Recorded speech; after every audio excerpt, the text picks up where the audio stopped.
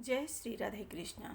आज आप सभी लोग भादो मास के 10वें अध्याय की कथा में सकटाचूर वध की कथा और भगवान श्री कृष्ण के कवच की कथा का महात्म्य सुनेंगे।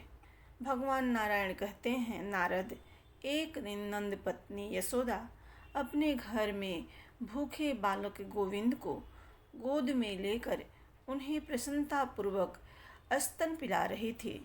इसी समय नंद मंदिर में बहुत सी गोपियां आई, जिनमें कुछ बड़ी बूढ़ी भी थी और कुछ यशोदा जी की सखियां थी। इनके साथ और भी बालक बालिकाएं थी। उस दिन नंद जी के यहाँ अभ्युदिका कर्म का संपादन हुआ था। उस अवसर पर गोपियों को आती देख सती यशोदा ने बालक श्री कृष्ण को शीघ्र ही शैया पर सुला दिया और स्वयं उठकर प्रसन्नतापूर्वक उनको प्रणाम किया। इसी बीच में माया के स्वामी भगवान श्री कृष्ण माया से भूखे बनकर दोनों चरण ऊपर फेंक फेंक कर रोने लगे। मुंह ने उनके पास ही गोरस के मटकों से भरा हुआ छकड़ा रखा हुआ था। श्री कृष्ण का एक पैर उससे जा लगा। विश्वंभर के पैर का आघात लगने से वह छकड़ा चूर चूर हो गया। उस छकड़े के टुकड़े टुकड़े हो गए। उसके टूटे काठ कहीं बिखर गए। उस पर लदा हुआ दही, दूध, माखन, घी और मधु धरती पर गिरकर बह चला। यह आश्चर्य देखकर भय से व्याकुल हुई गोपियां बालक के पास दौड़ी हुई आई। उन्होंने देखा छकड़ा टूट गया है और बालक उसकी बिखरी हुई लकड़ियों के भीतर दबा है।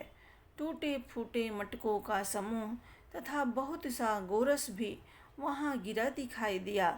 लकड़ियों को दूर फेंक कर भय से व्याकुल हुई यशोदा मैया ने बालक को गोद में उठा लिया।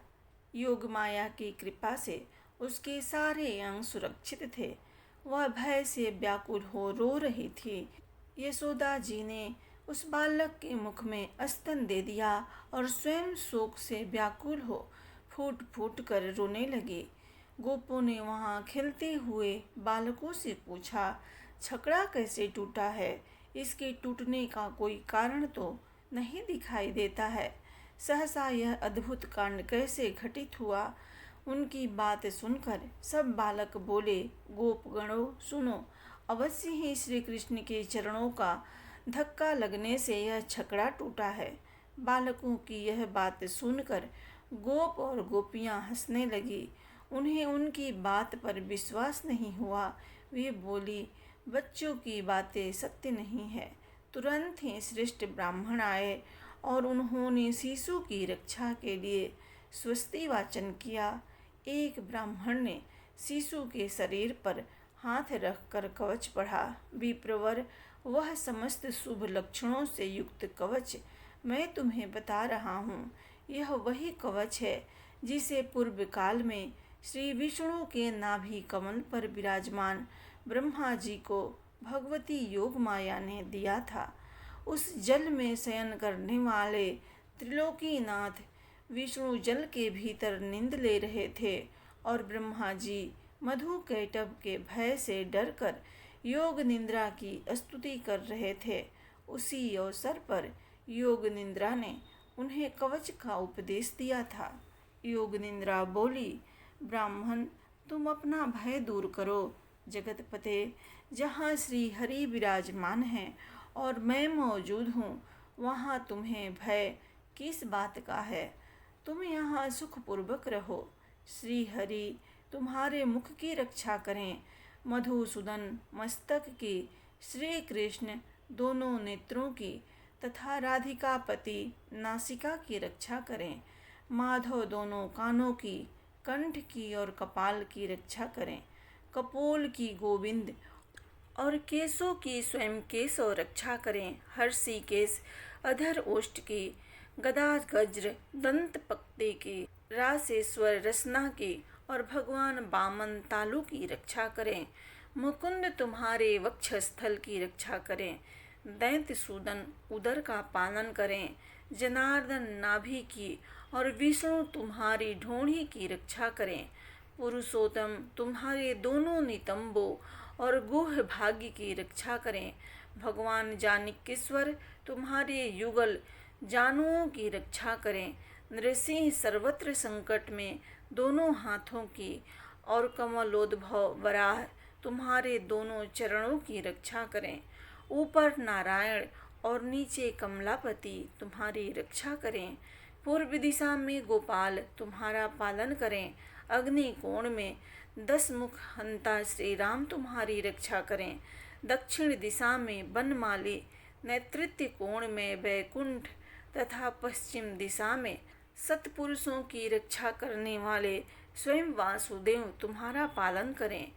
वायव्य कोण में अजन्मा विश्व सर्वा श्री हरि सदा तुम्हारी रक्षा करें। उत्तर दिशा में कमलासन ब्रह्मा अपने तेज से सदा तुम्हारी रक्षा करें। ईशान कोण में ईश्वर रक्षा करें। शत्रु जित्र सर्वत्र पालन करें। जल थल और आकाश में तथा निद्रा अवस्था में श्री रघुनाथ जी रक्षा करें। ब्राह्मण इस परम अद्भुत कवच का वर्णन किया गया। पूर्व काल में मेरी स्मरण करने पर भगवान श्री कृष्ण ने कृपा पूर्वक मुझे इसका उपदेश दिया था। शुंभ के साथ जब घोर एवं दारुण संग्राम चल रहा था, उस समय आकाश में खड़ी हो मैंने इस कवच की प्राप्ति मात्र से तत्काल उसे पराजित कर दिया था। इस कवच के प्रभाव से शुंभ धरती पर गिर पड़ा और मर गया। पहले सैकड़ों वर्षों तक भयंकर युद्ध करके जब शुंभ मर गया, तब कृपालु गोविंद आकाश में स्थित हो कवच और माल लेकर गोलोक को चले गए। मुने इस प्रकार कल्पांतर का वृतांत कहा। इस कवच के प्रभाव से कभी मन में भय नहीं होता है। मैंने प्रत्येक कल्प में श्रीहरि के साथ रहकर करोड़ों ब्रह्माओं को नष्ट होते देखा है। ऐसा कह कवच देकर देवी योग निद्रा अंतर्ध्यान हो गई और कमलोद्भव ब्रह्मा भगवान विष्णु के नाभि कमल में निशंक भाव से बैठे रहे। जो इस उत्तम कवच को सोने के यंत्र में मढ़ाकर कंठ या दाहिनी बाह में बांधता है, उसकी बुद्धि सदा शुद्ध रहती है तथा उसे विष, अग्नि, सर्प और शत्रुओं से कभी भय नहीं होता। जल थल और अंतरिक्ष में तथा निद्रा अवस्था में भगवान सदा उसकी रक्षा करते हैं। ब्राह्मण नंद शिशु के कंठ में वह कवच बांध दिया। इस प्रकार साक्षात श्री हरि ने अपना ही कवच अपने कंठ में धारण किया। मुनि श्री हरि का इस कवच का संपूर्ण प्रभाव बताया। भगवान अनंत हैं, वे अपनी महिमा से कभी च्युत नहीं होते। उनके प्रभाव की कहीं तुलना नहीं है। नारद, एक दिन की बात है, सोने के सिंहासन पर बैठी हुई नंद पत्नी यशोदा भूखे हुए श्री कृष्ण को गोद में लेकर उन्हें स्तन पिला रही थी। उसी समय एक श्रेष्ठ ब्राह्मण शिष्य समूह से घिरे हुए वहां आए। वे ब्रह्म तेज से प्रकाशित हो रहे थे और शुद्ध स्फटिक की माला पर ब्रह्मा का जप कर रहे थे। दंड और छत्र धारण किए, श्वेत वस्त्र पहने वे महर्षि बड़ी शोभा को पा रहे थे। वेद और वेदांगों के वे पारंगत थे। ज्योतिर्विद्या के मूर्तिमान स्वरूप थे। उन्होंने अपने मस्तक पर तपाए हुए स्वर्ण के समान पिंगल जटाभार धारण कर रखा था। उनका मुख शरत पूर्णिमा के चंद्रदेव की कांति को लज्जित कर रहा था। वे श्रीमान महर्षि प्रसन्नता पूर्वक शिष्यों को पढ़ाते थे। उनके एक हाथ में व्याख्या की मुद्रा दिखाई देती थी। वे वेदों की अनेक प्रकार की व्याख्या लीला पूर्वक करते थे। उन्हें देखकर ऐसा जान पड़ता था मानो चारों वेदों का तेज मूर्तिमान हो गया हो। उन्हें जीवन मुक्त अवस्था प्राप्त थी।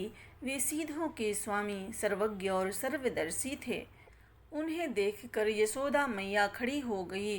उन्होंने मस्तक झुकाकर मुनि के चरणों में प्रणाम किया और उन्हें बैठने के लिए सोने का सिंहासन देकर आतिथ्य के लिए पाद्य अर्घ्य गौ तथा मधु पर्क निवेदन किया। मुस्कुराती हुई नंद रानी ने अपने बालक से मुनिंद्र की वंदना करवाई। मुनि ने भी मन ही मन श्री हरि को 100 प्रणाम किए और प्रसन्नता पूर्वक वेद मंत्रों के अनुकूल आशीर्वाद दिया। यशोदा जी ने मुनि के शिष्यों को भी प्रणाम किया तथा भक्ति भाव से उन सब के लिए पृथक पृथक पाद्य आदि अर्पित किए। मुनि अपने शिष्यों के साथ पैर धोकर जब सिंहासन पर बैठे, तब सती साध्वी यशोदा बालक को गोद में ले भक्ति भाव से मस्तक झुकाकर दोनों हाथ जोड़ मुनि के आगमन का कारण पूछने को उद्धत हुई। वे बोली, मुने, आप सर्वात्मा महर्षि हैं, आपसे कुशल मंगल पूछना उचित नहीं है, तथापि इस समय मैं आपका कुशल समाचार पूछ रही हूँ, अतः आप मेरे इस दोष को क्षमा कर दें। साधु पुरुष सदा ही मूढ़ मनुष्यों के दोषों को क्षमा कर देते हैं। ऐसा कह नंद रानी भक्ति भाव से मुनि के सामने खड़ी हो गई। उस सती ने नंद राय जी को बुलाने के लिए चर भेजा। तब उन शुद्ध बुद्धि महामुनि गर्ग ने यथार्थ हित कर नीति युक्त एवं अत्यंत आनंददायक बात कही। श्री गर्ग जी बोले, देवी, तुम्हारा यह समयोचित वचन अमृत के समान मधुर है। जिसका जिस कुल में जन्म होता है उसका स्वभाव भी वैसा ही होता है। समस्त गोप रूपी कमल वनों के विकास के लिए गोपराज गिरिभानु सूर्य के समान है। उनकी पत्नी का नाम सती पद्यावती है, जो साक्षात लक्ष्मी के समान है। उन्हीं की कन्या तुम जसोदा हो, जो अपने यश की वृद्धि करने वाली हो। यह बालक जिस प्रयोजन से भूतल पर अवतीर्ण हुआ है, वह सब मैं जानता हूँ। निर्जन स्थान में नंद के समीप मैं सब बातें बताऊंगा। मेरा नाम गर्ग है। मैं चिरकाल से यदुकुल का पुरोहित हूँ। वसुदेव जी ने मुझे यहाँ ऐसे कार्य के लिए भेजा है जिसे दूसरा कोई नहीं कर सकता। से बोलिए भगवान श्री कृष्ण की जय।